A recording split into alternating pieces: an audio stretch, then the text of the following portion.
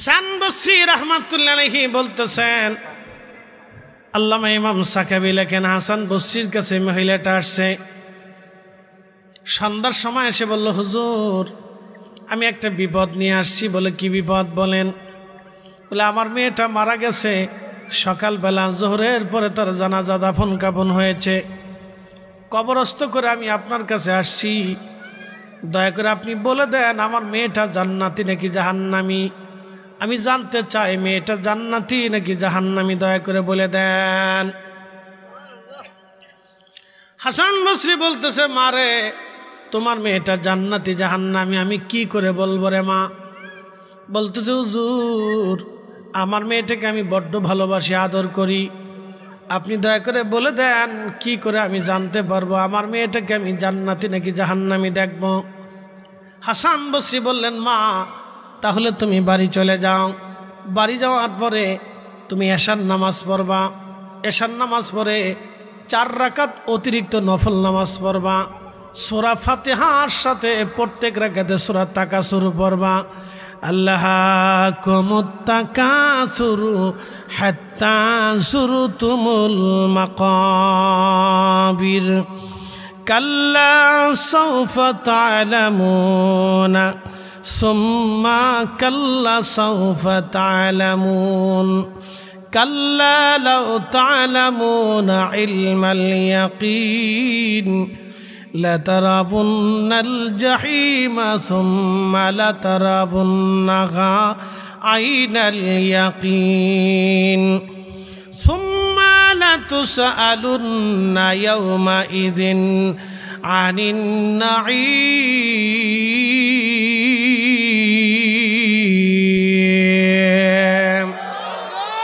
এই সূরার অর্থ আল-হাকুমুত তাকাসুর, মানুষ সম্পদের পিছনে দৌড়ায়, ঠিক আছে না? সম্পদের পিছনে দৌড়ায়, সম্পদ রুজি করার জন্য চেষ্টা করে, সম্পদকে তারা আপন মনে করে নেয়, সম্পদকে প্রাধান্য দেয়। কিন্তু কতদিন? আল্লাহ বলেন, হাত্তা যুরতুমুল মাকাবির, কবর পর্যন্ত সময়, এরপরে আর সুযোগ নাই। জিন্দেগি তোর যাইরে ফাঁকি দিয়া রে সোনার আদম, জিন্দেগি তোর যাই ফাঁকি দিয়া। ও আদম রে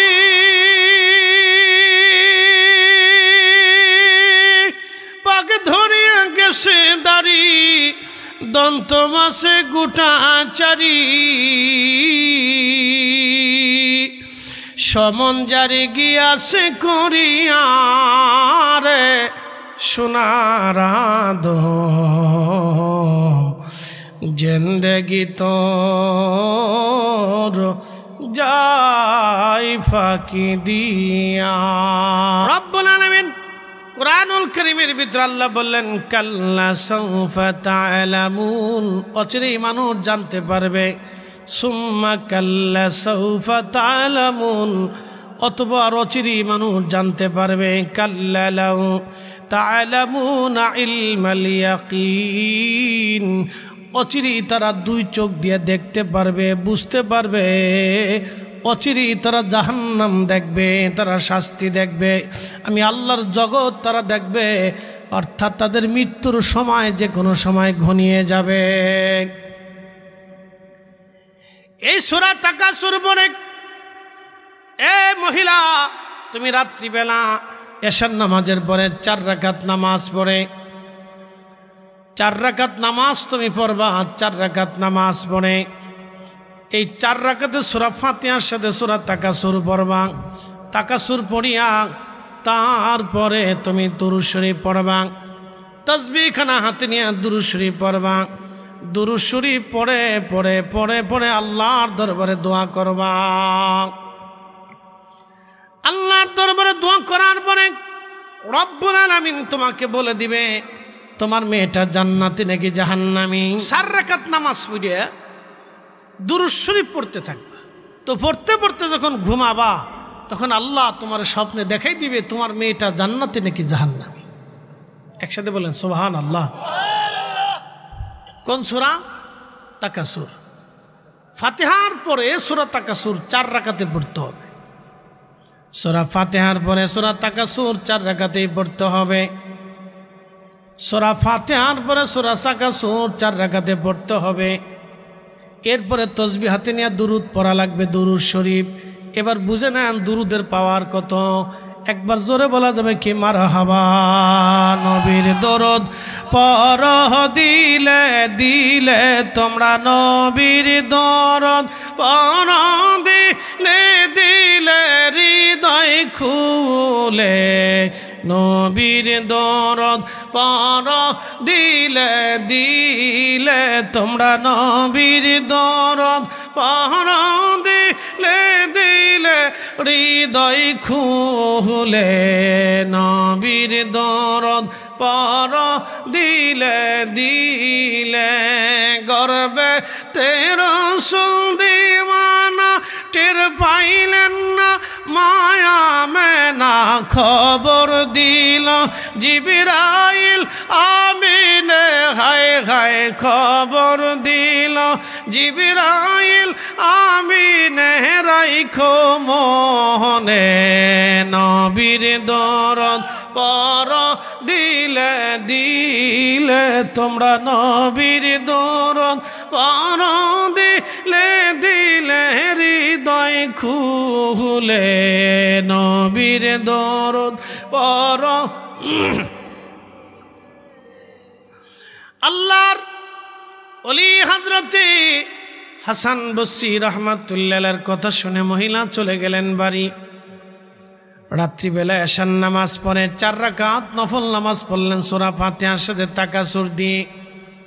4 রাকাত নফল নামাজ পড়ে আল্লাহরে বান্দা দুরূদ শরীফ পড়তে পড়তে আল্লাহর বান্দি ঘুমিয়ে পড়লেন।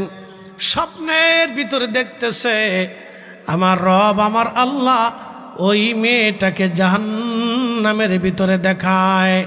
মেয়েটা কাঁদতেছিল আর বলতেছিল, মা আমি জাহান্নামের কঠিন লেলিহান শিখার ভিতরে জ্বলতেছি, মা জাহান্নামের কঠিন লেলিহান শিখার মধ্যে জ্বলতেছি। মেয়েটা খুব করে কাঁদতেছে, ও মা আমি জাহান্নামের কঠিন লেলিহান শিখার মধ্যে কাঁদতেছি, মা আমারে আপনি উদ্ধার করার চেষ্টা করেন, আমি বিপদের মধ্যে পড়ে গেছি। দেখেন আগের যুগের নারীরা নামাজ ছাড়তো না, পর্দা ছাড়তো না, বেপর্দায় চলতো না। আগের যুগের নারীরা নামাজ ছাড়তো না। এদেশের বর্তমানে বহু মেয়ে আছে 6 মাসেও একবার ওযু করে না, 6 মাসে ওযু করে না। নামাজ তো দূরের কথা, 6 মাসে ওযু করে না, এরকম বহু মেয়ে আছে। খালি সাজন্য গুজন্য, ওযু করে না। বহু মেয়ে আছে বাংলাদেশে, লক্ষ লক্ষ নারী আছে 6 মাসে ওযু করে না, নামাজ তো পড়েই না, ওযু করে না, শুধু প্রসাদনী মাকে সাজগজ্জা করে। সেই দিনের মেয়েরা পর্দা করত, নামাজ পড়তো, তারাও জাহান্নামের ভিতরে আটকা পড়ে গেল। মহিলা কান্দে আর বলে, হুজুর উপায় কি? হাসান বসরি ডাক দে বলেন, মা রে তুমি তোমার মেয়ের নামে বেশি বেশি দোয়া করো এবং সদকা করো, দেখো রব্বুল আলামিন মাফ করে কিনা। হাসান বসরি এই কথা বলার পরে মহিলা চলে গেলেন। মহিলা চলে যাওয়ার পরে মহিলা যখন চলে গেলেন, পরের দিন রাত্রিবেলা হাসান বসরি রহমাতুল্লাহ ঘুমিয়েছেন। স্বপ্নের ঘরে দেখতেছেন জান্নাতের উচ্চ মাকামে একটা মেয়ে জান্নাতের ঝর্ণার পাশ দিয়ে, নদীর পাশ দিয়ে জান্নাতের পল্লে পল্লে প্রাসাদের সামনে ঘোরাফেরা করতেছে হাসি খুশি। সুন্দর জান্নাতি পোশাক পরে সে হাঁটাহাঁটি করে। হাসান বসরি জিজ্ঞেস করলেন, এ মেয়ে তুমি কে? তোমার পরিচয় কি? জান্নাতের উচ্চ মাকামে তুমি কি করো? মেয়েটা বলতেছিল, হুজুর আপনি আমারে চিনেন নাই, আমার মাগফিরাতের জন্যে আমার মা আপনার কাছে গিয়েছিল, আমার হালতের কথা জানার জন্য গিয়েছিল। আপনি একটা তার জন্যে একটা আমল আপনি বাতলাই দিয়েছিলেন। এই আমলের কারণে আজকে এই আমল বাতলিয়ে দিয়েছিলেন। আমার মা ওই আমলটা দিয়ে আমারে দেখেছিলেন আমি জান্নাতি নাকি জাহান্নামি। হাসান বসরি বললেন, মা রে তোমার মা তো দেখছে তুমি জাহান্নামি, কিন্তু মা রে তুমি জান্নাত কেমনে পাইলা? আল্লাহ তোমারে কেন মাফ করলো বলো? তখন মেয়েটা বলল, হুজুর আমার অপরাধের জন্য আমি জাহান্নামে চলে গিয়েছিলাম, কিন্তু আমার রব আমার আল্লাহ আমারে মাফ করে দিয়েছেন। বলে কেন মাফ করলো মা বলো? বলে হুজুর আমার যে গোরস্থানের মধ্যে মা দাফন করেছিল এই গোরস্থানে শুধু আমি না আরো 70,000 কবর আছে। কত হাজার কবর? তাহলে চিন্তা করেন কত বছর আগের কবর, 70,000 কবর আছে। হুজুর 70,000 মুসলমানের কবরের ভিতরে ওগো আল্লাহর ওলি শুনে নেন ভালো করে, এই গোরস্থানের পাশ দিয়ে একজন আল্লাহর ওলি যাইতেছিলেন। তিনি গোরস্থানের পাশে দাঁড়াইলেন, তার খুব মায়া লাগলো। সে আল্লাহর নবীর উপরে দুরূদ শরীফ পড়ে, আল্লাহর হাবিবের উপরে দুরূদ শরীফ পড়ে পড়ে পড়ে পড়ে আমাদের কবরের গোরস্থানের পাশে দাঁড়িয়ে হাত তুলে দোয়া করে গেছে। এই দুরূদের কারণে আল্লাহ রাব্বুল আলামিন আমাদের 70,000 গোরস্থানবাসীর জীবনের গুনাহ আল্লাহ মাফ করে দিছে। আরো জোরে বলেন আল্লাহু আকবার। কত হাজার মাফ করলো? কিসের কারণে? নবীর দুরূদ জিয়ারতের কারণে। কথা ঠিক আছে না ভাই? তাহলে এখন এই জিয়ারত দোয়া এগুলো চলবে না বন্ধ হবে? যারা বন্ধ করতে চায় বুঝবেন সব শয়তানের এজেন্ডা বাস্তবায়ন করার মাঠে নামছে। কথা ঠিক কিনা? সমস্ত শয়তানের এজেন্ডা বাস্তবায়ন করার জন্য মাঠে নামছে। আল্লাহ তাদের থেকে আমাদেরকে হেফাজত করুক। রব্বুল আলামিন কুরআনুল কারীমের ভিতরে আমার রব আমার আল্লাহ বললেন, হে আমার বান্দারা কিয়ামত পর্যন্ত এক জামাত উম্মত কিয়ামত পর্যন্ত টিকে থাকবে। এক জামাত উম্মত কিয়ামত পর্যন্ত টিকে থাকবে যারা মানুষদেরকে ভালো কাজের দাওয়াত দিবে, খারাপ কাজ থেকে মানুষদেরকে তারা ফিরায় রাখবে। প্রিয় উপস্থিতি খুব মনোযোগ দেবেন। কিয়ামত পর্যন্ত এই মানুষ গোষ্ঠী মানুষদেরকে আল্লাহর দিকে ডাকবে। তারা কারা? আমরা যারা আল্লাহর দিকে ডাকি আমাদের ডাক আর খাজা মাইনুদ্দিন চিশতির ডাক একরকম না। মনে রাখবেন, খাজা বাবা আজমিরি আলোচনা করলেন, ওয়াজ করলেন, ওই জমানাতে মাইক ছিল না, প্যান্ডেল হতো না, বিরাট বড় জনসমুদ্র হতো না। তিনি অল্প অল্প মানুষের মধ্যে কি দাওয়াত দিলেন, 90 লক্ষ মানুষ ওনার হাতে কালেমা পড়ে মুসলমান হয়ে গেল। একবার জোরে বলা যাবে কি সুবহানাল্লাহ? শুধু মুসলমান না, সাচ্চা মুসলমান। শুধু মুসলমান না, সাচ্চা মুসলমান হয়ে গেল। হযরত শাহজালাল ইয়ামানি মুজাররিদি রাহমাতুল্লাহ আলাইহি তিনি কি দাওয়াত দিলেন একা একা 360 জন আউলিয়া নিয়ে। আজকে সারা বাংলাদেশে 18 কোটি মুসলমান শুধু তার জন্য। কথা ঠিক আছে না? এরকম কিছু আউলিয়া کرام কিয়ামত পর্যন্ত টিকে থাকবে। আল্লাহ বলেন, ওয়ালতাকুম মিনকুম উম্মাতুন ইয়াদউনা ইলাল খায়রি ওয়া ইয়ামুরুনা বিল মা'রুফি ওয়া ইয়ানহাউনা আনিল মুনকার। এই জামাত মানুষগুলি মানুষদেরকে আল্লাহর দিকে ডাকবে এবং খারাপ কাজ থেকে ফিরায় রাখবে। প্রিয় মুসলমান খুব মনোযোগ দিবেন। যে জমিন আপনারা দেখেন এই জমিন একসময় জিনেরা আবাদ করত। পৃথিবীর কোটি কোটি জিন একসময় পৃথিবীতে আবাদ করত। এই জিনদের বাড়িঘর ছিল পৃথিবীতে, তাদের ব্যবসা ছিল, বাণিজ্য ছিল, বাড়িঘর ছিল, সংসার ছিল, রাজনীতি ছিল, বাদশাহী ছিল। এই জিন জাতি পৃথিবীতে মারামারি, কাটাকাটি, দাঙ্গা হাঙ্গামা, ঝগড়া ফাসাদ করার কারণে, আল্লাহর অবাধ্য হওয়ার কারণে আমার রব জিন জাতিদেরকে ধ্বংস করে দিলেন। আল্লাহ বলেন, খালাকাল জান্না মিন মারিজিম মিন নার।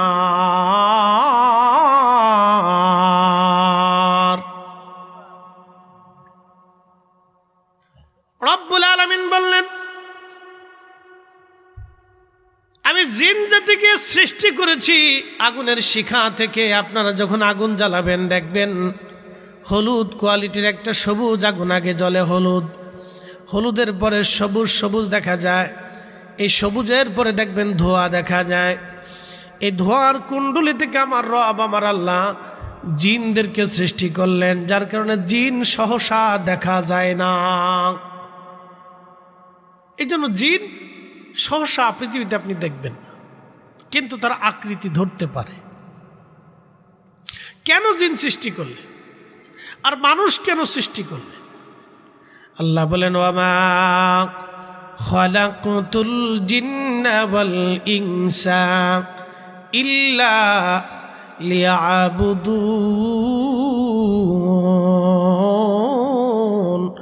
আমি মানুষ এবং জিন সৃষ্টি করেছি আমার গোলামি করার জন্যে, আমার ইবাদত করার জন্যে, আমি আল্লাহর আনুগত্য করার জন্যে। এই মানুষ এবং জিনকে আল্লাহ সৃষ্টি করলেন আল্লাহর ইবাদত করার জন্য। আমাদের যেমন শরীয়ত আছে, জিনদের এরকম শরীয়ত আছে। আমাদের যেমন নামাজ আছে, জিনদের এরকম নামাজ আছে। আমাদের যেমন কোরআনের তেলাওয়াত আছে, জিনদের এরকম কোরআনের তেলাওয়াত আছে। আমাদের যেমন জিকির আছে, জিনদের এরকম জিকির আছে।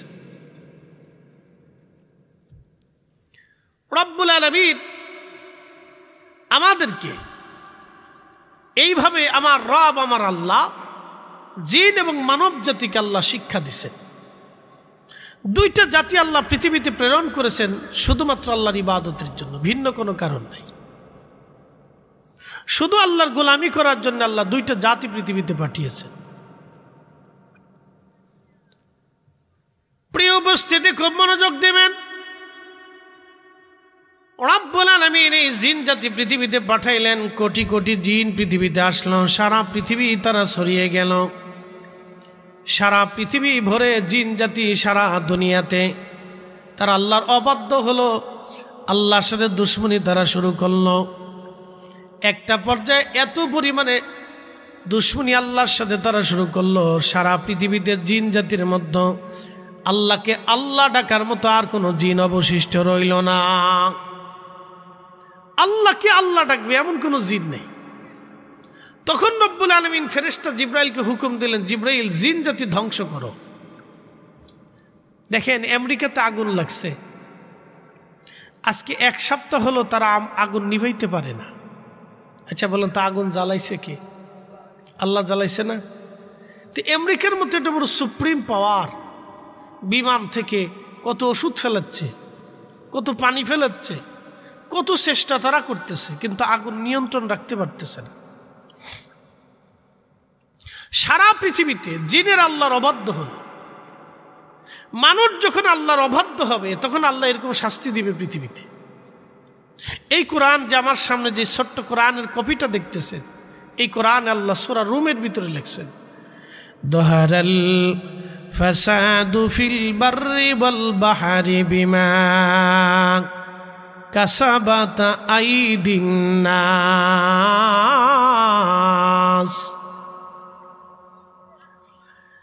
রব্বুল আলামিন কোরআনে বললেন, আমি তোমাদের জন্য বিপদগুলি চাপায় দেই না, বরং ঝড় তুফান অনাবৃষ্টি অতিবৃষ্টি বন্যা সাইক্লোন এইগুলি আমি আল্লাহ দেই না। কিন্তু কেন দেই? এইগুলি তোমাদের 2 হাতের রুজি, সেই জন্য আমি আল্লাহ দিয়ে দেই। কেন দেই? এটা তোমাদের 2 হাতের রুজি, সেই জন্য আমি আল্লাহ দেই। তোমরা এগুলি কামাই করো, রুজি করো, সেই জন্য আমি আল্লাহ দিয়ে রাখি।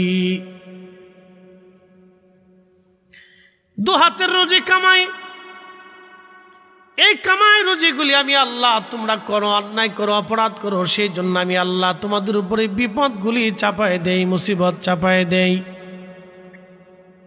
কেন মুসিবত চাপাই তোমাদেরকে? তোমরা অপরাধ করো, গুনাহ করো, জানা করো, অন্যায় করো, মারামারি করো, দাঙ্গা হাঙ্গামা করো, ফাসাদ করো, ঝগড়া করো, সেই জন্য আমি রব্বুল আলামিন তোমাদের উপরে এই বিপদগুলি আমি আল্লাহ চাপাই। খুব মনোযোগ দেবেন। আমেরিকার এই বিপদটা আল্লাহ কেন দিলেন? তারা 1 বছর ধরে ফিলিস্তিনের গাজাতে লক্ষ লক্ষ কোটি কোটি বিলিয়ন ডলারের অর্থের টাকার বোমা অস্ত্র দিয়ে ফিলিস্তিনিদের প্রত্যেকটা বাড়ি ঘর তারা ধ্বংস করে দিয়েছে। ঠিক ম্যাপে দেখা গেছে যতটুকুন বাড়ি ঘর তারাই ফিলিস্তিনে ধ্বংস করেছে ততটুকুন বাড়িঘর আমার আল্লাহ আগুন দিয়া, আমেরিকার আগুন দিয়া বাড়িঘর পোড়াই দিছে। একসাথে বলবেন আল্লাহু আকবার। না না, আরো জোরে, যে কজন মুসলমান তাতে কি একসাথে জবান খুলে বলেন আল্লাহু আকবার। মুসলমান কি বেশি লাগে? খাজা বাবা আজমিরি যখন ভারতে আসলেন তখন মুসলমান কয়জন ছিল? কয় হাজার কোটি ছিল। তখন ভারতে অন্তত এই উপমহাদেশে 50 কোটি শুধু হিন্দু ছিল। সারা ভারত উপমহাদেশে 1 লক্ষ মুসলমান ছিল না, হাতে গোনা 10-15 হাজার মুসলমান ছিল। 10-15 হাজার মুসলমান থেকে আজকে মুসলমান হয়েছে 50 কোটি। আপনি একটু চিন্তা করেন, খাজা বাবা আজমিরি যখন আসছে তখন সারা ভারতে 50 কোটি হিন্দু, আর খাজা বাবার সাথে কয়জন মুরিদ সন্তান, কয়জন দরবেশ, কয়জন আল্লাহর পাগল, ওনার কয়জন মুহিব্বিন মুরিদ, কয়জন আসছিল? অল্প কয়জন। সে অল্প কয়জন দিয়ে সারা ভারতে দিন প্রতিষ্ঠিত করলেন। আর আমরা 50 কোটি মুসলমান এখন যা পারি না, খাজা বাবা আজমিরি একা তাই দেখাইছে। কথা ঠিক আছে না ভাই? এই জন্য আমরা অলিদেরকে ভালোবাসি। অলিদেরকে কি করি? ভালোবাসি, কিয়ামত পর্যন্ত ভালোবাসবো। কথা বলেন ঠিক কিনা? আপনাদের সোনারঘাটে হজরতে সিফা সাল্লাহ রহমতুল্লাহ ঘুমাই রয়েছেন, মনোযোগ দেন। ওনার মাজার কোন দিকে? উত্তর দক্ষিণে না পূর্ব পশ্চিমে? পূর্ব পশ্চিমে মাজার। সারা দেশের কবর হলো উত্তর দক্ষিণে, তো ওনারটা পূর্ব পশ্চিম কেন? বুঝে গেল ক্ষমতা আছে, কারামত আছে, আধ্যাত্মিক পাওয়ার আছে, আল্লাহ সন্তুষ্টি আছে। সেই দিন যদি সিফা সালারের তলোয়ার বাংলাদেশে উত্তোলিত না হতো তাহলে আজকে কালেমার স্বাদ আপনারা পাইতেন না। কথা ঠিক আছে না? অবশ্যই কালেমার স্বাদ আপনি পাইতেন না। যদি সেই দিন সিফা সালার রহমতুল্লাহ আলাইহির তলোয়ার উত্তোলিত না হতো তাহলে কালেমা কি জিনিস আজকে বুঝতেন না। এই জন্য কিয়ামত পর্যন্ত ওলি দুনিয়াতে থাকবে, কখনো ওলি শেষ হবে না। কিয়ামত পর্যন্ত ওলি থাকবে, ওলিদের দরজা খোলা থাকবে, কিয়ামত পর্যন্ত চলমান থাকবে, কখনো শেষ হবে না। প্রিয় উপস্থিতি, খুব মনোযোগ দেবেন। আগের যুগে ওলি ছিল, কিয়ামত পর্যন্ত ওলি থাকবে। সুলাইমান আলাইহিস সালামের বিরাট বড় রাজদরবার। সুলাইমান আলাইহিস সালামের রাজদরবার বর্তমান ফিলিস্তিন, আর রানী বিলকিসের রাজদরবার বর্তমান ইয়ামান। বুঝতে পারতেছেন, হাজার হাজার মাইল দূর, 1-2 দূর না, হাজার হাজার মাইল ধরে দূরত্ব রানী বিলকিস আর সুলাইমান আলাইহিস সালামের রাজদরবার। ওই সময় রানী বিলকিস সূর্যের পূজা করত, আগুনের পূজা করত, তারা আগুনরে সেজদা দিত। সূর্যকে তারা মনে করত এটাই খোদা।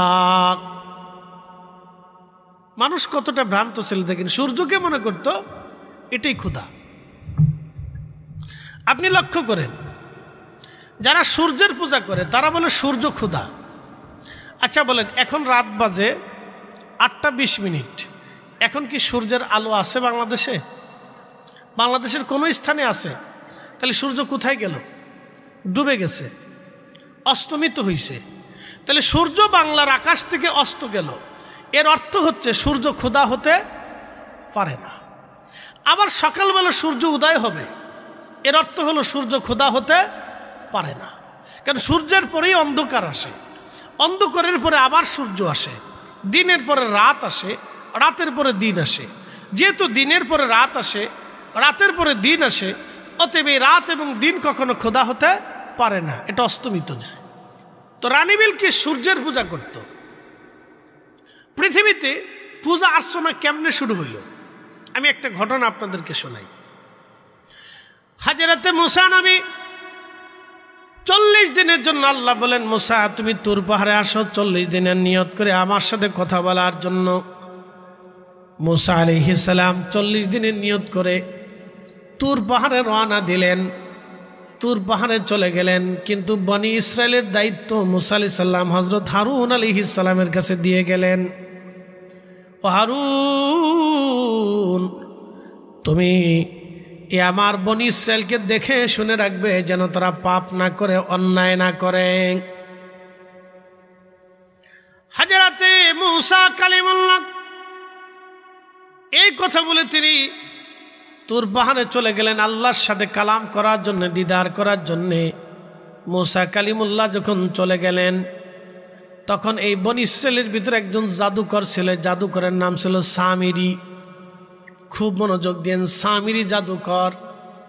পৃথিবীতে এখনো জাদু আছে, দেখবেন এখনো সাধু সন্ন্যাসীরা জাদু টানা করে, তন্ত্র মন্ত্র তারা সাধন করে।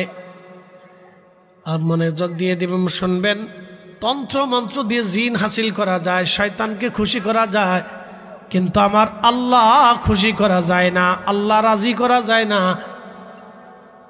সামিরি জাদুকর সে কি করল? স্বর্ণ দিয়ে একটা গোবৎস বানাইলো, গোবাসুর বানাইলো, গোবাসুর। দেখেন গরুর পূজা কখন থেকে শুরু হলো। গোবাসুর বানাইয়া এই গোবাসুরের ভিতরে সে কিছু মাটি ঢুকাই দিল। কিসের মাটি? হযরতে মুসা কালিমুল্লাহ যখন নীল নদের পাশে ছিলেন, নীল নদ পাড়ি দিবেন, তখন মুসা আলাইহিস সালামের সাহায্যের জন্য আল্লাহর আসমান থেকে জিবরাইল আমিন আসলেন।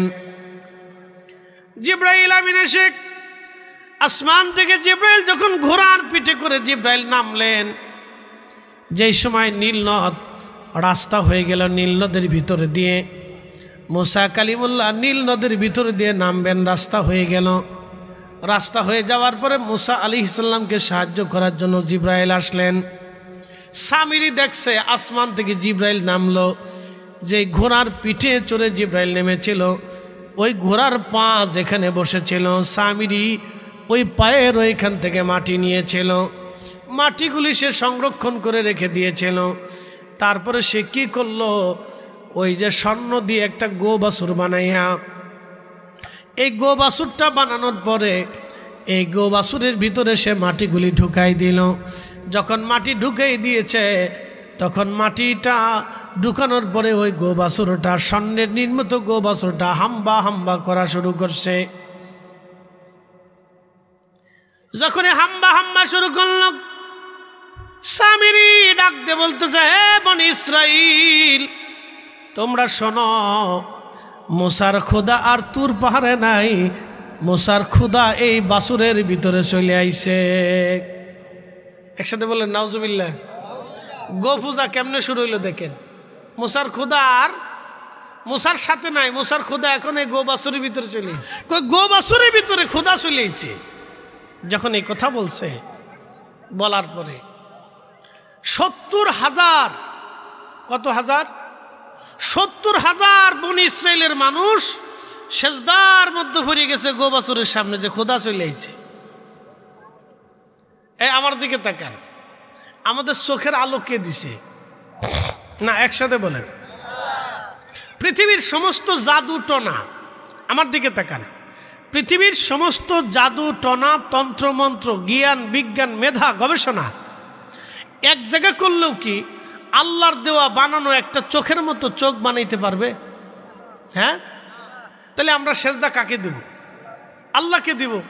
মনোযোগ দিয়ে, পৃথিবীর সমস্ত জাদু তন্ত্র মন্ত্র, কবিরাজি, চিকিৎসা, অ্যালোপ্যাথিক, হোমিও, জ্ঞান বিজ্ঞান, পারমাণবিক পদার্থ, রসায়ন, সব বিদ্যা যদি এক জায়গা হয়, বলেন তো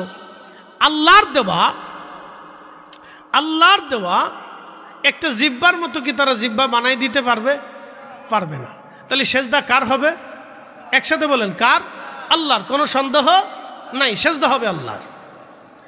প্রিয় উপস্থিতি, খুবই মনোযোগ দিবেন। সামিরি মাটি গুলিয়ে নেয় ওই গোবৎসের বাসুরের ভিতরে, অর্থাৎ স্বর্ণের নির্মিত বাসুরের, গোবৎসের বাসুরের ভিতরে ঢুকাই দিল। বাসুর হাম্বা হাম্বা হাম্বা হাম্বা করতে লাগলো। তখন সামিরি ডাক দেখ, শুনছ ও বনি ইসরাইল, বনি ইসরাইল তোমাদের খোদা এখন মুসার সাথে নাই, খোদা চলে গেছে গোবাছুরের ভিতরে। বনি ইসরাইলের 70,000 মানুষ সেজদার মধ্যে পড়ে গেল ওই গোবাছুরের সামনে। একটা ভ্রান্ত বিশ্বাসের জন্যে 70,000 মানুষ ওই বাছুরের সামনে সেজদায় পড়ে গেল। দেখেন মানুষ কত ভুল, কত বড় ভুল। মানুষ পাথরের সামনে সেজদা দেয়, মানুষ গাছের সামনে সেজদা দেয়, মানুষ মূর্তির সামনে সেজদা দেয়, মানুষ গরুর সামনে সেজদা দেয়, মানুষ মনে করে এটাই খোদা, এটাই আমাদের সব। মানুষ সূর্যের সামনে সেজদা দেয়, মানুষ আগুন জ্বালায় আগুনের সেজদা দেয়। বনি ইসরাইল 70,000 মানুষ যখন আল্লাহর সাথে শিরিক করলো, রব্বুল আলামিন ডাক দিলেন, হে আমার বান্দারা, ওয়াকাযা রব্বুকা আল্লা তা'বুদু ইল্লা ইয়াহু ওয়া বিল ওয়ালিদাইনি ইহসানা। রব্বুল আলামিন বললেন, হে আমার বান্দারা, তোমরা শোনো, আমি রব্বুল আলামিন বাধ্যতা করে দিলাম, তোমরা আমি আল্লাহ ছাড়া কারো ইবাদত করবে না, আমি আল্লাহ ছাড়া কাউকে সেজদা দেবে না, আমি আল্লাহ ছাড়া কারো আইন মানবে না, আমি রব যা বললাম তোমরা তা মেনে মেনে চলবে। আমি আল্লাহ ছাড়া তোমরা আর কারো আইন মানবা না, কিন্তু সাবধান, আমি আল্লাহ ছাড়া আর কারো ইবাদত করবা না। আল্লাহর নবী বলেন, উম্মত, তোমাদেরকে যদি কেটে কেটে কেটে কেটে টুকরা টুকরা করা হয়, তারপরে তোমরা শিরিক করবা না। খুবই মনোযোগ দিবেন। বনি ইসরাইল 70,000 মানুষ ওই বাছুরের সামনে সেজদায় মাথা পড়ে গেল। মুসা নবী আলাইহিস সালাম তুর পাহাড় থেকে আল্লাহর সাথে কালাম করে 40 দিন পরে এসে দেখলো, হায় হায়, মানুষেরা বাছুরের সামনে মাথা নত করে সেজদায় পড়ে গেছে। তারা পূজা অর্চনা শুরু করে দিছে মাত্র 40 দিনের ব্যবধানে। মুসা নবী হারুনকে বলেন, হারুন, তোমার দায়িত্ব দিলাম আমার কম, তুমি দেখে শুনে রাখবারে। হারুন, করছো কি? আমার কম কেন শিরিকের মধ্যে লিপ্ত হলো? কেন তারা বাছুরের সামনে সেজদায় মাথা নত করল? হযরত হারুন আলাইহিস সালাম বলেন, ভাইজান, ও আল্লাহর নবী মুসা, আমি বহু চেষ্টা করেছি, তাদেরকে নিবৃত্ত করেছি। এই সামিরি জাদুকর, সে হযরত জিবরাইল আলাইহিস সালামের পায়ের ঘোড়ার নিচে যেই মাটি ছিল, এই মাটিগুলি এনে সেই স্বর্ণ নির্মিত বাছুরের ভিতরে ঢুকাই দিয়েছে। এটা হাম্বা হাম্বা শুরু করার কারণে সে বলেছে, এই বাছুরের ভিতরে নাকি খোদা এসে গেছে, খোদা আপনারা ভুলে গেছে, এখন এই বাছুরের কাছে খোদা চলে আসছে। 70,000 মানুষ সেজদার মধ্যে পড়ে গেল। মুসা আলাইহিস সালাম এসে তাদেরকে বুঝাইলেন, তারা ভুল বুঝলো, হায় হায় সর্বনাশ, আমাদেরকে এত বড় ধোঁকা দিয়েছে, এখন তওবা করার উপায় কি, ক্ষমা পাওয়ার রাস্তা কি? মুসা নবী আল্লাহকে বলেন, আল্লাহ, ক্ষমা কি করে তারা পাবে? আল্লাহ বলেন, তাদের শাস্তি হলো তারা এই 70,000 মানুষ একজন আর একজনকে হত্যা করবে এবং তওবা করবে। দেখছেন তওবা কত কঠিন ছিল। আর এখন আপনি হাত তুলে মোনাজাত করে কান্দে দেওয়ার সাথে আল্লাহ মাফ করে দিবে। সুবহানাল্লাহ বললেন না আপনারা? আপনি হাত তুলে চোখের পানি সারার সাথে মাফ করে দিবে কে? আর তখন তওবা করতে হলে এই কঠিন গুনার তওবা, একটা আরেকজনকে ছুরি মারবে পেটের ভিতরে। 70,000 মানুষ একজন আরেকজনকে ছুরিকাঘাত করলো, তওবা করলো, তওবা করার পরে ছুরিকাঘাত করলো। তাদের শাস্তি হলো ছুরি আঘাত করবে একজন আরেকজনকে, ছুরির আঘাত করে। এইভাবে 70,000 মানুষ মারা গেল, তওবা করলো। আল্লাহ তাদের তওবা কবুল করলেন, তারা মারা গেলেন, তারা জান্নাতে চলে গেলেন, আল্লাহ তাদেরকে মাফ করে দিল। কিন্তু এই উম্মতের ব্যাপারে আল্লাহ কি বললেন?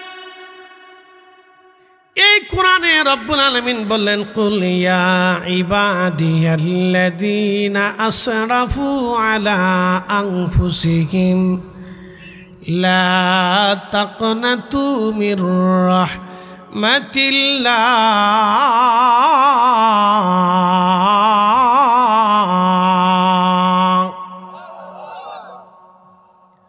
রব্বুল আলামিন বলেন, হুজুর, উম্মতকে জানায় দেন, আমার উম্মতকে বলে দেন, আপনি আপনার উম্মতকে জানান, হে আমার আল্লাহর বান্দারা, শুনে রাখো, তোমরা আমি মালিকের যত বড়ই গুনাহ করো না কেন, অপরাধ করো না কেন, তোমরা যত অন্যায় করো না কেন, লা তাকনাতু মির রাহমাতিল্লাহ, আমার রহমত থেকে তোমরা নিরাশ হইও না। একবার জোরে বলা যাবে কি মারহাবা। তওবা করো না রে মন, তওবা করো না, তওবা না করিলে গুনাহ, তওবা না করিলে গুনাহ মাফ হবে না রে মন, তওবা করো না।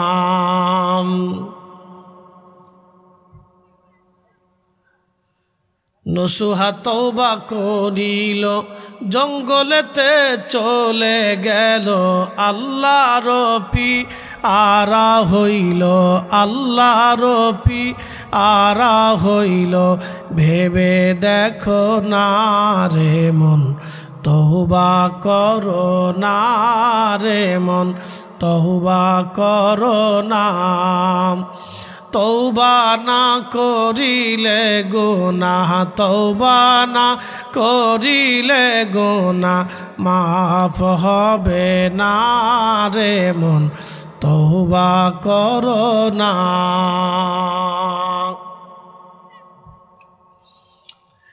আল্লাহ ডাক দিলেন, হাবিব উম্মতকে বলেন, আমি আল্লাহর রহমত থেকে যেন তারা নিরাশ না হয়। ইন্নাল্লাহা ইয়াগফিরুয যুনুবা জামিআ, আমি রব্বুল আলামিন অবশ্যই অবশ্যই আমি রব তাদের জীবনের সমস্ত গুনাহগুলি আমি আল্লাহ মাফ করব, মাফ করে দেব, আমি আল্লাহ মাফ করে দিব। হুজুর উম্মতকে বলেন, তারা আমার রহমত থেকে যেন নিরাশ না হয়, আমি রব্বুল আলামিন আমার বান্দার জীবনের গুনাহ মাফ করে দিব, যদি তারা মাফ চায় মাফ করে দিব। এই জন্য আমাদের সমাজ থেকে যারা দোয়া বন্ধ করে দিতে চায়, বুঝবেন মূলত ওরা ইসলামের পক্ষে না বলিয়া শয়তানের দালালি করে। কি কথা কন না কেন, জোরে বলেন। আমার দিকে তাকান, তাদের কি দোয়া বন্ধ করার দরকার ছিল না সুদ বন্ধ করার দরকার ছিল? তারা সুদ বন্ধ করতে পারছে? এনজিও বন্ধ করতে পারছে? বরং এনজিও বন্ধ করতে পারে নাই, বরং তারা কি করছে, তারা দোয়া বন্ধ করে দিছে। কথা ঠিক কিনা? বন্ধ করার কথা ছিল এনজিও, বন্ধ করার কথা ছিল সুদ, সেটা করে নাই, করছে কি, তারা দোয়া বন্ধ করে দিছে। অথচ কোরআনে রব্বুল আলামিন বললেন, উদউনি আস্তাজিব লাকুম ইন্নাল্লাযীনা ইয়াস্তাকবিরুনা আন ইবাদাতি সায়াদখুলুনা জাহান্নামা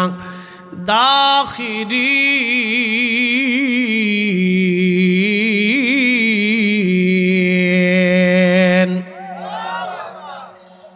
রব্বুল আলামিন বললেন, হে বান্দা, তুমি আমার কাছে চাও, আমি আল্লাহ তোমাকে দেব। তুমি আমার কাছে চাও, আমি আল্লাহ তোমাকে দেব। যদি না চাও, যদি দোয়া না করো, যদি কাকুতি মিনতি তুমি না করো, এই দোয়া নামক ইবাদত থেকে যদি নিজেকে গোটাও, নবীজি বলেন না দোয়া হুয়াল ইবাদা। এই আয়াতের তফসিরে তিরমিজি শরীফের তফসির কিতাবুত তফসিরের ভিতরে এবং আবু দাউদের আবাবুদ দাওয়ার ভিতরে এসেছে, আল্লাহ রসুল বলেন না দোয়া হুয়াল ইবাদা, দোয়া হলো ইবাদতের অংশ। আমাদের দেশে যারা দোয়া বন্ধ করলো, ওরা বলে দোয়া নামাজের অংশ না, না করলেও চলে। কিন্তু আল্লাহর নবী বললেন দোয়া হলো ইবাদতের অংশ। অতএব ইবাদতের অংশ যেহেতু সারা যাবে, একসাথে বলেন সারা যাবে, যারা সারবে তারা মূলত বেদাতি। কথা ঠিক আছে না ভাই?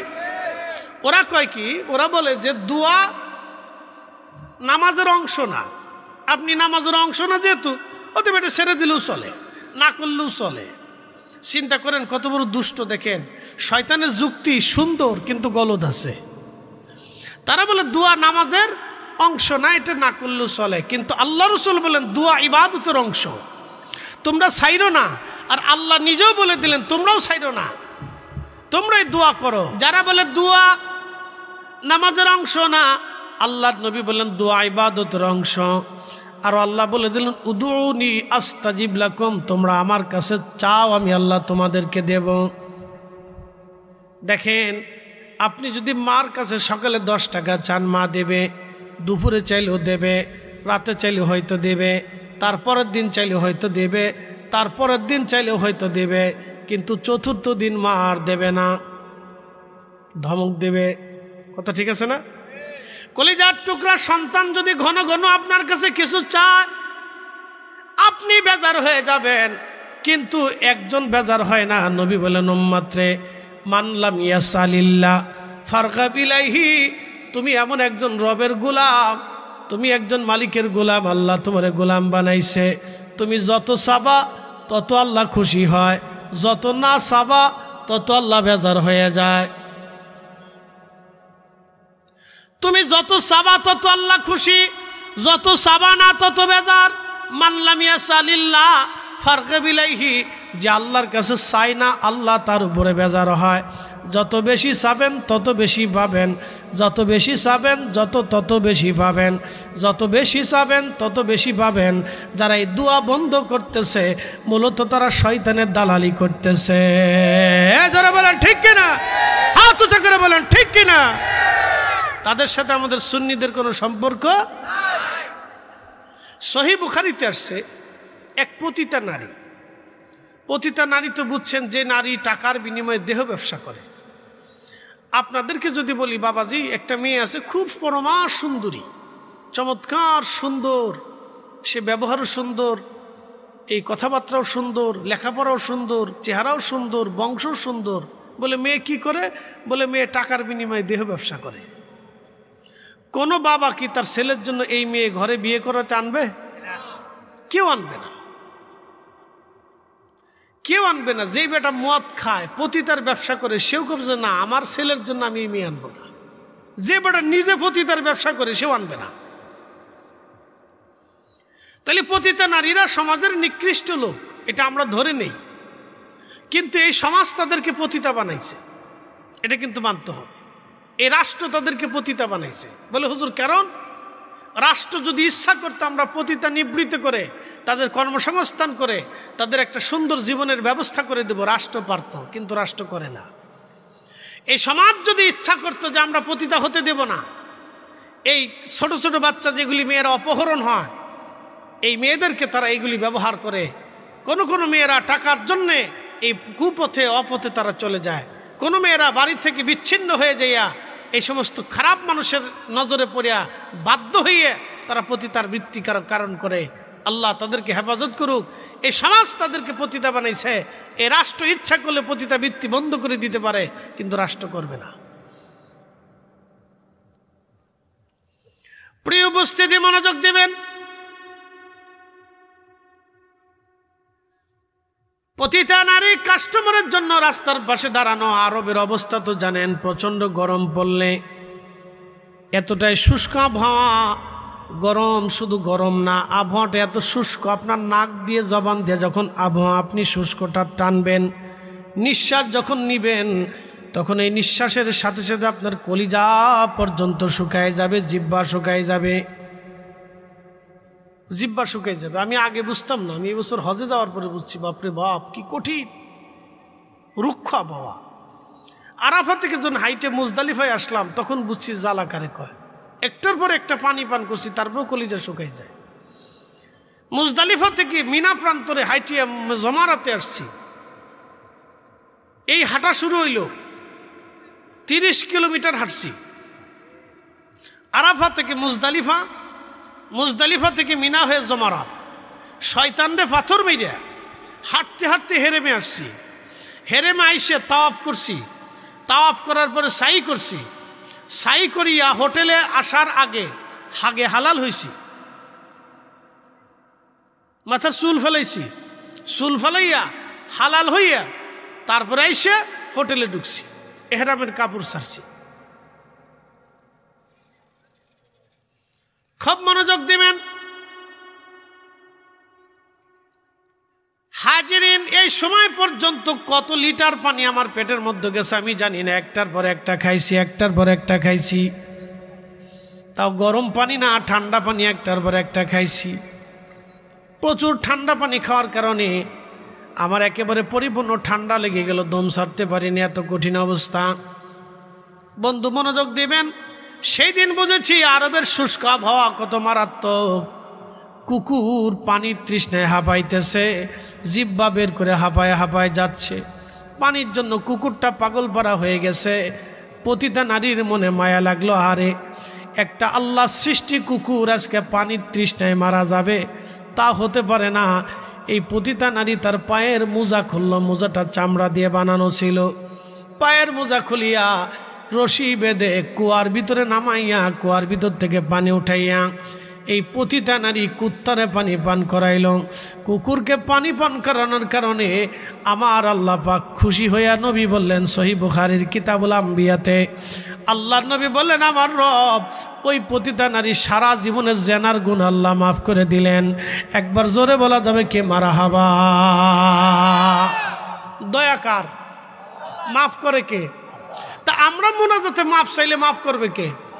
পতিতা নারী কুত্তারে পানি খাওয়ায় যদি মাপ পাইতে পারে, তাহলে আমরা আল্লাহর কাছে কান দিকে মাপ পাইতে পারি না? তাহলে এই দুয়া যারা বন্ধ করতেছে সবকটা শয়তানের দালাল। আসতে বলেন কেন? জোরে বলেন, জোরে জোরে। কোনো সন্দেহ নাই। আচ্ছা, আপনাদেরকে আরেকটা যুক্তি দিই। মিলাদ পড়ানোর পরে তারপরে খাওয়ান কিনা? খাওয়ান না, কিছু মেহমানদেরই তো হয়। আপনি আপনার বাড়িতে 10 জন মেহমানকে দাওয়াত করছেন, এখন খালি মুখে কি করে বিদায় করবেন বলেন তো? খালি মুখে বিদায় করা যায়? আপনি দাওয়াত করছেন যে ভাইরে আমরা অমুক দিন আমার বাড়িতে দোয়ার ইন্তজাম করছি, মাহফিল হবে। যদিও আমরা মিলাদ নাম, কিন্তু জিকির কার? দুরূদ শরীফ নবীর না? নাম মিলাদ, কিন্তু দুরূদ তো রাসূলের, জিকির তো আল্লাহর, কোরআন তো আল্লাহর কোরআনই তেলাওয়াত করি না, আমরা বাইবেল পড়ি। তা আল্লাহর কোরআন পড়ি না? তো প্রত্যেক হরফে কয় নাকি? 10 নেকি। প্রত্যেক দুরুদে কয় নাকি? 10 নেকি। প্রত্যেক জিকিরে নেকি। প্রত্যেক দোয়ায় নেকি। প্রত্যেক সালামে নেকি। প্রত্যেক নাতে নেকি। আমরা নেকি দেখি, উনরা খালি বেদাত দেখে। বুঝলাম না কিছু। আমরা নেকি পাই, উনরা খালি বেদাত পায়। তার মানে চশমা লাগাইছে কালা, এই জন্য দুনিয়া কালা দেখা যায়। কথা ঠিক আছে না ভাই? চশমা হয়েছে লাল, এই জন্য দুনিয়া লাল দেখা যায়। চশমা যদি এশকে রসুলেরটা লাগাইতো তাহলে এশকে রসুল বোঝা যাইতো। চশমা লাগাইছে আব্দুল ওহাব নজদির, যার কারণে এই দুনিয়াও আব্দুল ওহাব নজদির কত খালি বেদাত মনে হয়। কথা ঠিক কিনা? 100 বছর আগে যারা দুনিয়াতে ছিলেন, 100 বছর আগে যারা ছিলেন তারা সব মাটির নিচে চলে গেছে। বাকি 100 বছর পরে আমরাও মাটির নিচে চলে যাব। কথা ঠিক আছে না ভাই? আমাদের রব কয়জন? আমরা হাত পাতবো কয়জনের কাছে? না আমাদের কোনো ভিন্ন রব আছে? আপনি যদি ভারতে যান তো মহারাষ্ট্রে গেলে যদি জিজ্ঞেস করেন আপনাদের বড় দেবতাকে, তোরা বলে আর এক দেবতার নাম। যদি আপনি দিল্লি আসেন বলে আপনাদের বড় দেবতাকে, তোরা আর এক দেবতার নাম কয়। যদি আপনি ওই ক্যাঙ্গালুরে না বেঙ্গালুরে কয়, এখানে যদি যান তো বলে আপনার বড় দেবতাকে, তোর আর একজনের নাম কয়। আপনি যদি অন্ধ্রপ্রদেশে যান যে বলেন আপনাদের বড় দেবতাকে, ওর আরেকজনের নাম কয়। আপনি যদি নেপালে যায় বলেন যে আপনাদের বড় দেবতাকে, তোর আরেকজনের নাম কয়। আপনি যদি কলকাতা বাংলাদেশে এসে বলেন আপনাদের বড় দেবতার নাম কি, ওর দুর্গার নাম কয়। তারপরে আপনি যদি ওই কি বলে ঝাড়খণ্ড দিয়ে ওই বিহার টিয়ার ওই অঞ্চলে যায় বলে আপনাদের বড় দেবতাকে, ওরা আরেকজনের নাম কয়। প্রত্যেক প্রদেশে যার যার দেবতা আলাদা, তারা এক একজন দেবতার কাছে চায়। তা আমরা কয়জনের কাছে চাই? একসাথে বলেন, কয়জনের কাছে চাবো? কয়জনের কাছে? তা আমরা আল্লাহর কাছে না চাই তো অন্য কারো কাছে চাওয়ার সুযোগ নাই। এই জন্য আল্লাহ বলছে আমার কাছেই চাও। তো এই জন্য আমরা সুন্নিরা চাইতে থাকি, আর ওরা খালি বেদাত যত জিকির করবে করতে থাক, আমরা চাইতেই থাকবো। কথা কন না? ঠিক আছে না? দোয়া চলবে কি চলবে না? যদি বন্ধ হয়ে যায় তাহলে আপনার কপালে শনি আছে। বলে হুজুর কারণ কি? আপনি মরে যাবেন, আপনার সন্তান হাত বাড়াবে না। আব্বার আমল নিয়ে আব্বা কবরে চলে গেছে, আমি দোয়া করলেও যা, না করলেও তা। আব্বারটা আব্বা বুঝুক। এই সওয়াল পালার চাইতে পুত্র পালার চাইতে কুত্তা পালা ভালো। কি ভাই কথা খারাপ কইছি আমি? মন্দ কথা বলছি? অযৌক্তিক বলছি? তো এই সন্তান পেলে লাভ কি? যে সন্তান আপনার মরার পরে দোয়া করবে না, দোয়া মানবে না। তা আপনি একজনের সাথে বন্ধুত্ব করলেন, তারা মাঝে মধ্যে ফিরাই টিরাই করে খাওয়ান, এই সোনারঘাটে নিয়ে খাওয়ান, হবিগঞ্জে নিয়ে খাওয়ান, বড় বড় হোটেলে নিয়ে খাওয়ান, মাঝে মধ্যে গিফট দেন, কাপড় চোপড় কিনে দেন, গড়ি কিনে দেন, বন্ধুর সাথে ঘোরাফেরা করেন, বিরাট বড় বন্ধু। তো বন্ধু দোয়া মানে না। আপনি মরে গেলেন, কবর দিয়ে বন্ধু বলে আমার বন্ধু যা আমল নিছে এটাই শেষ, বন্ধুর জন্য দোয়া খের করে কোনো লাভ নাই।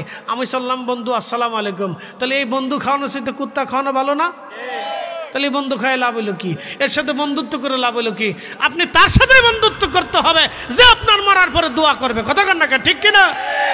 এই কথা সারা জীবন মনে রাখবেন, ভুলে গেলে চলবে না। কবর বড় কঠিন জায়গা, কবর বড় কঠিন জায়গা। এখানে কেউ কারো কথা মনে রাখে না। রাখে ভাই? রাখে না, সবাই ভুলে যায়, সবাই ভুলে যায়, সবাই ভুলে যায়। কত গুরুস্থানের পাশ দিয়ে হাজার হাজার মানুষ হাইটে যায়, মনে থাকে না, সালাম পর্যন্ত দেয় না। হযরত আল্লামা ইমাম শামসুদ্দিন সাখাবী বিশ্ববিখ্যাত একজন মুহাদ্দিস ছিলেন। তিনি এই পৃথিবীর সর্বশ্রেষ্ঠ মুহাদ্দিসদের একজন, তিনি আল্লামা শামসুদ্দিন সাখাবী রহমাতুল্লাহ আলাইহি। শামসুদ্দিন সাখাবী রহমাতুল্লাহ আলাইহি একটা কিতাব লেখছেন, আল কাউলুল বদী, আমার ঘরে আছে। এই কিতাবখানার মধ্যে তিনি একটা ঘটনা লিখেছেন। হযরত হাসান বসরি রহমাতুল্লাহ আলাইহির জমানায় একজন মহিলা, তার একটা কন্যা সন্তান ছিল, মারা গেছে। সে মেয়েটাকে খুব আদর করতো, ভালোবাসতো। অনেকে দেখবেন আদরের ছেলে মেয়ে আছে, সন্তানদেরকে বিরাট আদর করে। তবে বাবা মার উচিত সব সন্তানদেরকে একই সমান চোখে দেখা। অনেক বাবা আছে মেয়েদেরকে আদর কম করে, ছেলেরে বেশি আদর করে। না না না, মেয়েদেরকে যেমন আদর করবেন ছেলেদেরকেও তেমন আদর করবেন। সমানভাবে আদর করতে হবে, সমানভাবে দিতে হবে, বৈষম্য রাখা যাবে না। এক্ষেত্রে যদি বৈষম্য রাখেন তাহলে বিপদ আছে। কারো দুই বউ আছে, বড়টারে চোখে কম দেখে, ছোটটা বেশি সুন্দর, এটা নিয়ে খালি ঘুরে ফিরে বেড়ায়। আল্লাহ রসুল বলছেন, ও উম্মত, যার দুই স্ত্রী আছে কিন্তু বৈষম্য রাখে, সমানভাবে দেখে না, কিয়ামতের ময়দানে তার চেহারায় কোনো গোশত থাকবে না। আপনি ঠিক বললেও ঠিক, না ঠিক বললেও ঠিক, আল্লাহ রসুল যেটা কইছে এটাই ঠিক। কি কথা কন না কে? সাদাকাল্লাহুল মাওলানাল আযীম। এই কোরআনে আল্লাহ যা বলছে তা ঠিক। ও সাদাকা রাসূলুহুন নবিয়ুল হাবিবুল কারীম, আমার নবী বলছে তা ঠিক। আল্লাহটাও সত্য, নবীরটাও সত্য। কি কথা কন না কে? এই জন্য আমাদের দেশে যারা আছে, ওই যে একদল আছে দেখবেন, তার নাম হলো আহলে কোরআন। তারা বলে আমরা কোরআন মানি, হাদিস মানি না। আমরা বলি তোমরা যারা কোরআন মানো, হাদিস মানো না, তোমরা মুসলমানই না। কি কথা খারাপ? সুস্পষ্ট কথা। যারা কোরআন মানে, হাদিস মানে না, তারা মুসলমান হতে পারে? হাদিস কার কথা? আমার রসুলের কথা না? তো রসুলের কথা যারা মানে না, তারা কি মুসলমান? তারা কাফির। কি কথা কন না কেন? ঠিক কিনা? এদের সাথে আত্মীয়তা করা যাবে? কাদিয়ানি। কাদিয়ানি কারা? তারা বলে আল্লাহ মানি, রসুল মানি, খুদা মানি, কবর মানি, হাসর মানি, কোরআন মানি, সব মানি, কিন্তু নবী, আখিরি নবী মানি না। বলেন আমাদের নবীর পরে আর কোনো নবী আছে? তো যারা নবীরা আখিরি নবী মানে না, তারা কি মুসলমান? তারা কাফির। ওই জন্য তাদের সাথে লেনদেন, আত্মীয়তা করা যাবে? তাদের সাথে আমাদের কোনো ঘর সংসার হবে না। হিন্দুদের সাথে কি আমাদের ঘর সংসার হয়, আত্মীয়তা হয়? তারাও মানুষ, আমরা মানুষ, তারাও খায় আমরাও খাই, তারাও ঘুমায় আমরাও ঘুমাই, তাদের রক্ত লাল আমরাও রক্ত লাল, তারাও যে মানুষ আমরা সে মানুষ, তাদের চুল আছে দাঁড়িয়ে আছে আমরাও চুল দাঁড়িয়ে আছে, তারা যে পোশাক পরে আমরা সেই পোশাক পরি, তারা যে শাকসবজি খায় আমরা ওটাই খাই, তারা যে ফলমূল খায় ওটা আমরাও খাই, তারা ভাত রুটি খায় আমরাও খাই। তো তফাৎ কি? তাদের বিশ্বাসের সাথে আমাদের বিশ্বাসের মিল নাই। বুঝে গেছেন? যার কারণে তাদের সাথে আমাদের আত্মীয়তা হয় না। এমনি লেনদেন হয়, ব্যবসা বাণিজ্য হয়, রাজনীতি হয়, কিন্তু আত্মীয়তা হয় না। তারাও আমাদের সাথে আত্মীয়তা করে না, আমরাও তাদের সাথে আত্মীয়তা করি না। কাদিয়ানীদের সাথে আমাদের আত্মীয়তা হবে না, আহলে কোরআনদের সাথে আমাদের আত্মীয়তা হবে না। আর একদল নতুন বেরিয়েছে, নাম দিছে আহলে হাদিস। তারা বলে রসুলের আব্বা আম্মা দুইজন কাফের। কি বুঝলেন আপনারা? এই জন্য আমরা সুন্নিরা বারবার বারবার নজদি নজদি নজদি নজদি জিকির করি। কারণটা কি? আপনারা মনে করেন যে আমরা হিংসা করি। হিংসা করি না, আমরা মুসলমানের ঈমান বাঁচাইতে হবে। কথা কন না কেন? একটু জিকিরে আল্লাহ আল্লাহ আল্লাহ।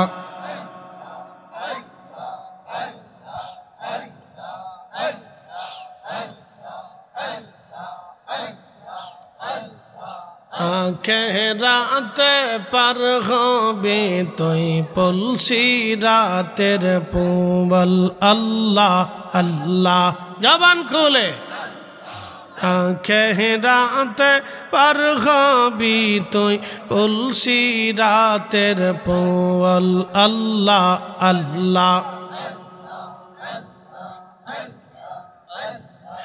আল্লাহ যেই দিন কাজী হবে জর্রা জর্রা হিসাব নিবে সেই দিন তোমায় কে তোড়াবে সেই দিন তোমায় কে তোড়াবে মুহাম্মদ রাসূল আকে রাতে পার হবি তুই তুলসী রাতের পোয়াল আল্লাহ আল্লাহ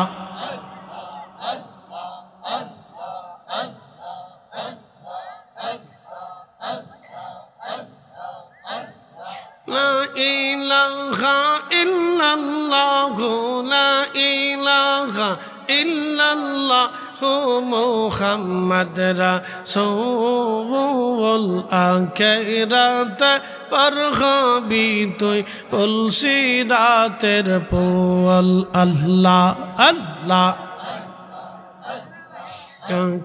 রাত পার হবি তুই তুলসী রাতের পোয়াল আল্লাহ আল্লাহ লা ইলাহা ইল্লাল্লাহ লা ইলাহা ইল্লাল্লাহ মুহাম্মদ রাসূল আখিরাত পার হবি তুই তুলসী রাতের পোয়াল আল্লাহ আল্লাহ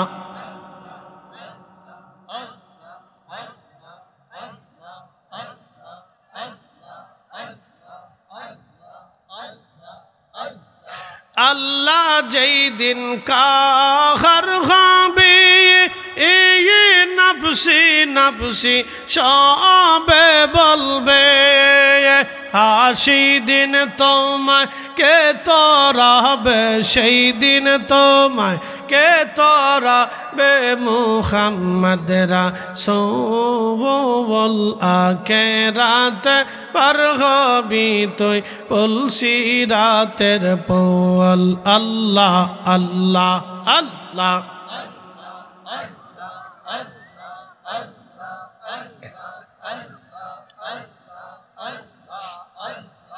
আল্লাহ যেই দিন কাজী হবে জর্রা জর্রা হিসাব নিবে সেই দিন তোমায় কে তোড়াবে সেই দিন তোমায় কে তোড়াবে মুহাম্মদ রাসূল আখিরাত পার হবি তুই তুলসী রাতের পোয়াল আল্লাহ আল্লাহ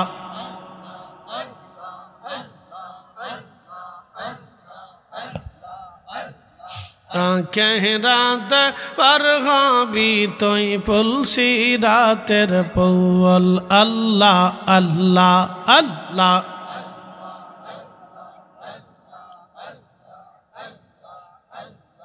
লা ইলাহা ইল্লাল্লাহ মুহাম্মাদুর রাসূলুল্লাহ সাল্লাল্লাহু আলাইহি ওয়াসাল্লাম।